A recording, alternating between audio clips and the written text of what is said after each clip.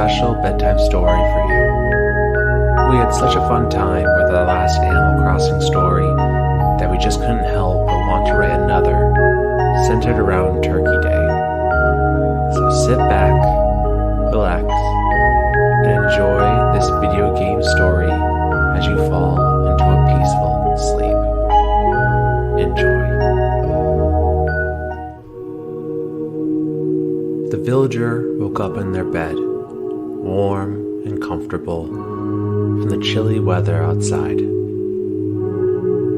Today was a special day, and it couldn't be wasted laying in bed. They flipped off their warm comforter, jumped up from their cozy mattress, and got dressed.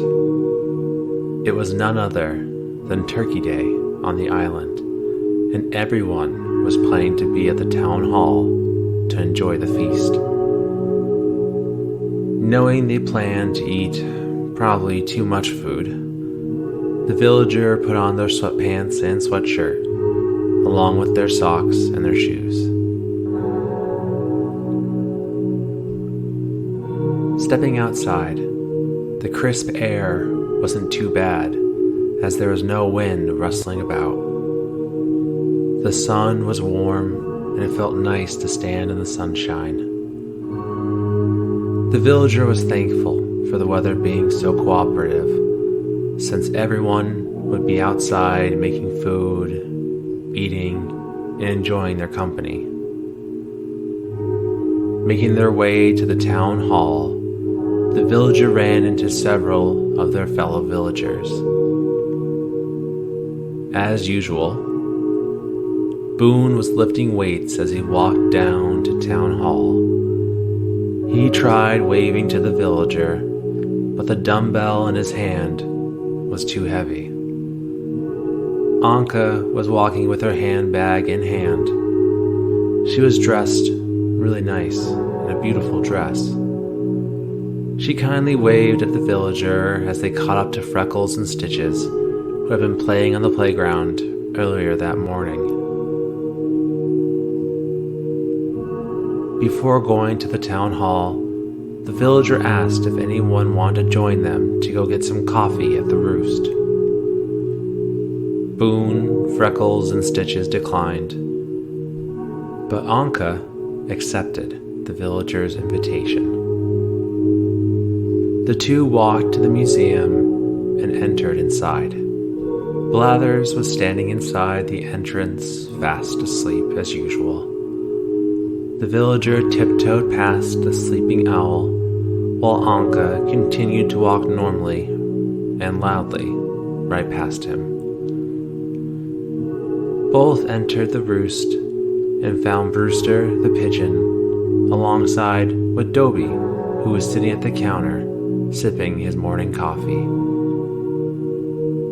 Anka and the villager stood in line at the side counter and both ordered a coffee to go. Brewster was a master at making coffee, which made it fun to watch him in action as he perfectly roasted and brewed the coffee. As Dobie finished his coffee with a smile on his face, he stood up and joined the villager and Anka as they said their goodbyes to Brewster and left the roost and museum. As the three walked together to their exciting feast, the villagers sipped on their coffee. The warm beverage was perfect for the cold weather. The three talked to one another as they walked past the auburn-colored trees and arrived at the island's town hall. The entire island's villagers were there. Boone, Freckles, and Stitches had already made it, along with Genji, Coco, and Phil. Coco stood in place, listening to Phil tell her and Genji about his latest and greatest TV show idea. Genji listened as he performed several crunches in succession. Zucker was there too, standing by the food being made as his mouth continued to water. Raymond stood at the town hall bulletin board, using his new designer glasses to read the latest postings. The villager walked over to the chef in charge of making the Turkey Day food. Franklin the turkey was standing at the makeshift counter that had been brought out to cook all of the food.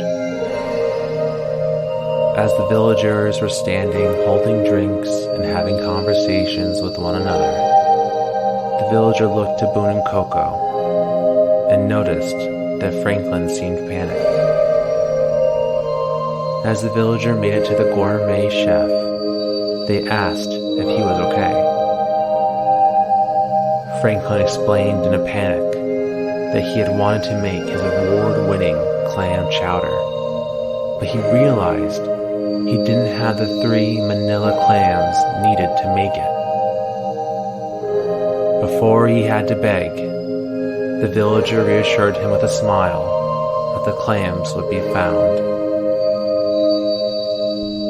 Running with all of their might to the beach, the villagers slowly observed the shore for any small streams of water shooting out from below the sands. Using their shovel, the villager was able to locate the manila clams and rush them over to Franklin.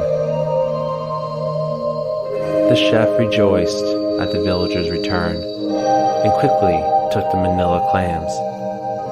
As Franklin finished up with his clam chowder, all the villagers gathered around the 2 large tables in front of the town hall. They clapped in excitement as the delicious clam chowder waited on the table. Franklin looked back over to his cooking station, and his eyes widened again. He looked at the villager and told them that he didn't have any orange or green pumpkins for his famous pumpkin pie. He asked for the villagers' help again as they ran off quickly. The pumpkin patch was on the other side of the island.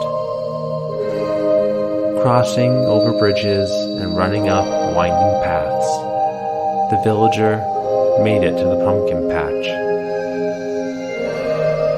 Out of breath, they grabbed an orange pumpkin and a green pumpkin and held one under each arm as they ran back as quickly as possible to town hall.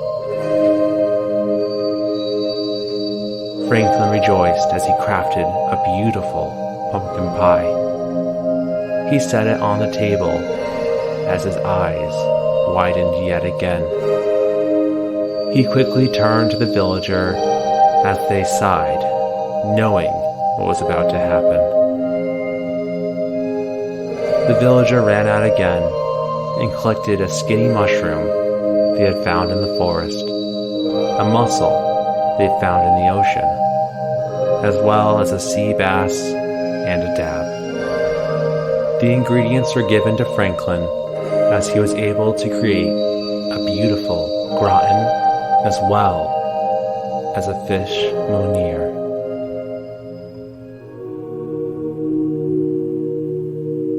With all of the food ready and on the tables for all to enjoy, Tom Nook, Timmy, Tommy, Isabel, Blathers, and Brewster joined the rest of the villagers as they stood around the table of food.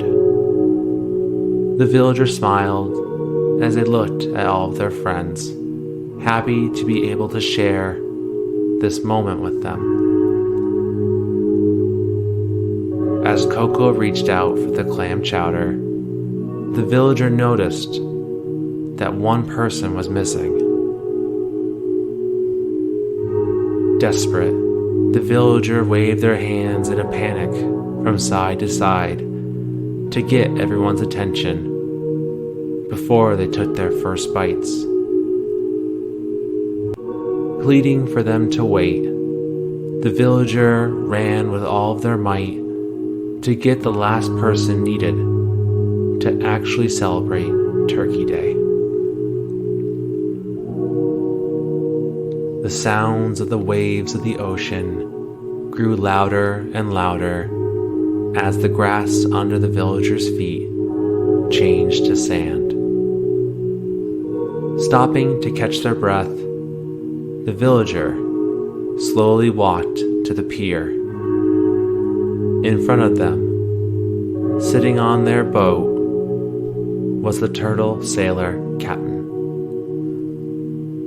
Captain smiled and gave his usual greeting of "Yar."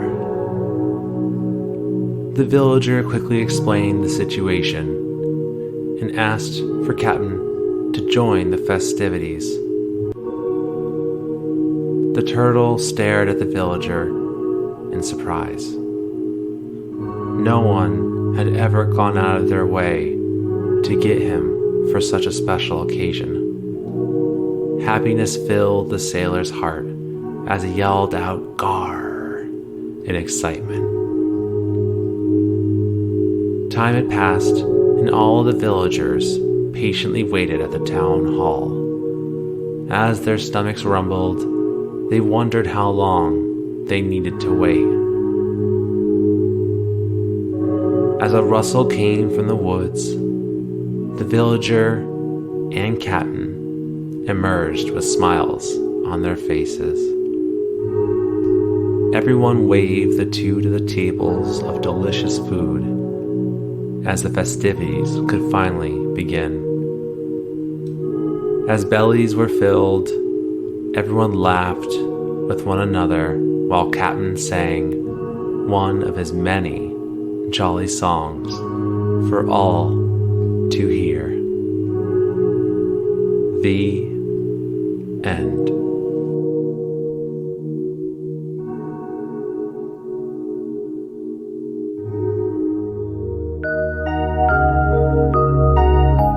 Thank you for joining us for another episode of Bedtime Stories. We'll be back for another episode in the coming month. Please let us know what you think of our bedtime stories on our social media or by emailing us at talesfromthecartridge@gmail.com. All of the E's are threes. We'd love to know what you like, don't like, and the stories you'd like us to cover next.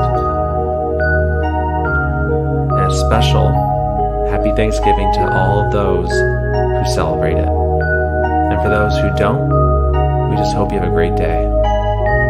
But for now, we hope you're sleeping well, and we will see you in the next episode. Good night.